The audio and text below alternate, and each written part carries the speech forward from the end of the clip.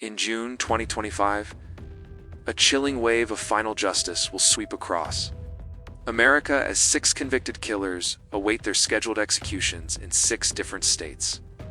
A grim coincidence that has turned the nation's eyes once more toward death row. Among these cases are 2 in Florida, including that of Anthony Floyd Waywright and Thomas Lee Gudinas, whose crimes, though committed decades ago, still echo with horror in the hearts of their victims' families. The first to face execution is 54-year-old Anthony Floyd Waywright, whose final day is set for June 10, 2025, at Florida State Prison in Rayford.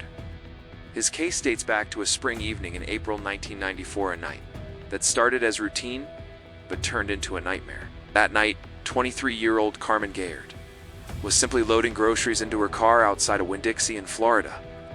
Unbeknownst to her, 2 armed prison escapees, Waywright and his accomplice Richard Eugene Hamilton, were watching, desperate and ready to strike. They abducted her, drove deep into the woods of Hamilton County, and there, isolated and terrified, Carmen endured a horrific assault before her life was cruelly taken. Her body was left to decay in the wilderness, hidden from the world. But justice would not wait long. Just a day later, after a shootout with police in Mississippi, Waywright and Hamilton were captured. Their confessions led authorities straight to Carmen's remains on May 2nd, confirming the worst fears of her family. The legal reckoning came swiftly. In June 1995, both men were convicted of first-degree murder, kidnapping, sexual battery, and robbery. On July 12th, the court sentenced them to death.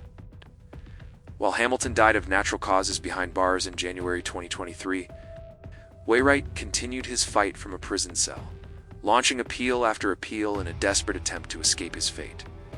But with every motion denied, the path toward execution became inevitable. And now, 3 decades after that fateful night, the clock is almost out of time.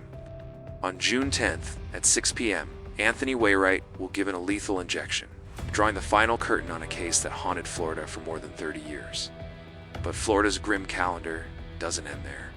Just 2 weeks later, on June 24th, 2025, another execution is scheduled, this time for 51-year-old Thomas Lee Gudinas, whose name is forever tied to one of Orlando's darkest crimes. In the early hours of May 23, 1994, 22-year-old Michelle McGrath left Barbarella's nightclub alone. She was last seen around 2:45 a.m. By 7:30 that morning. Her body was discovered near Pace School, brutally murdered, with signs of sexual assault and trauma. The brutality of the attack shocked the city, but what followed was a swift unmasking of her killer. Witnesses placed Gudinas near the crime scene. One woman, Michelle Smith, reported that he attempted to force his way into her car that same night. Others said he was carrying Michelle's belongings and acting erratically. His own roommates noticed his absence during the time of the murder, and when he finally returned, he was injured and covered in blood. Some even claimed he confessed. Arrested within days, Gudinas was soon revealed to have a violent criminal past, with previous convictions in Massachusetts. He, too, launched countless appeals over the years, but none were successful. Now, as his execution date nears, the state prepares to carry out a sentence nearly 3 decades in the making. His death, like Waywright's, will mark the end of a case that tore through a community and left behind nothing but pain, unanswered questions, and the cold, slow march of justice. As the month unfolds, the stories of the other 4 condemned men in Alabama, South Carolina, Oklahoma, and Mississippi will follow, each a separate tragedy, yet all united by the finality of the same fate. Stay with us as we continue to expose the deadly crimes, courtroom sagas, and final countdowns in this rare and unsettling month of executions across America. Thomas Gudinas in Florida, the spotlight shifts to Mississippi, where the oldest death row inmate in the statty 78-year-old Richard Gerald Jordan is now just days away from execution. His is not just the story of a crime, it's the saga of a legal battle stretching nearly half a century. Jordan was once a Vietnam War veteran, a father of 3, and a man grappling with debt when he made a fateful, fatal decision. On January 12, 1976, posing as a utility worker, he arrived at the home of bank officer Charles Martyr, When Charles wasn't home, Jordan abducted his wife Edwina, leaving their toddler son behind. He drove her deep into the DeSoto National Forest and killed her with a single gunshot. What followed was a chilling ransom called Jordan Lied, claiming Edwina was alive and demanding $25,000, but his plan quickly unraveled. He was arrested the next day and confessed. Sentenced to death in July 1976, Jordan's punishment was overturned, then reinstated again and again. He's been sentenced to death for separate times. And now, 49 years later, Mississippi has finally set the date on June 25, 2025. Richard Jordan is scheduled to be executed, closing one of the longest-running death penalty cases in American history. Just days before that, on June 13, 2025, South Carolina prepares for the execution of 59-year-old Stephen Stano, a man whose crimes blend betrayal, savagery, and premeditation. Born on a U.S. naval base in Cuba, Stano served time in the 90s for assault and kidnapping, even co-authoring a book about prison life. But freedom brought no redemption. In 2004, he moved to Myrtle Beach with his girlfriend, Laura Ling. What unfolded next was horrifying.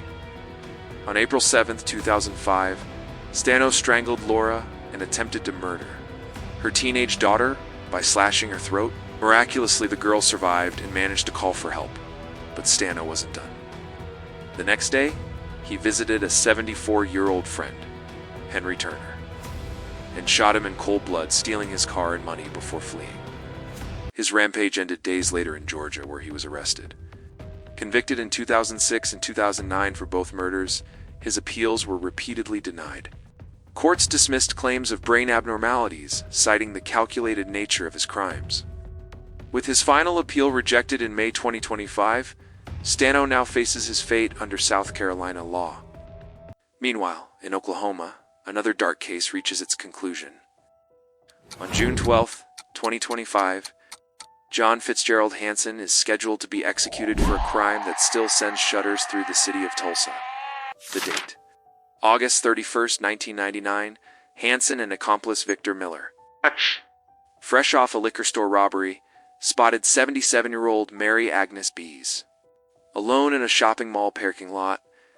They kidnapped her, stole her car, and drove her to an isolated gravel pit. There, local landowner Gerald Max Thurman stumbled upon the scene and was shot by Miller while trying to intervene. Hansen then shot Mary multiple times, leaving her body partially covered under brush. A week passed before the gruesome discovery, and within days, Hansen and Miller were arrested after robbing a credit union. Hansen was sentenced to death in 2001. Miller received life without parole.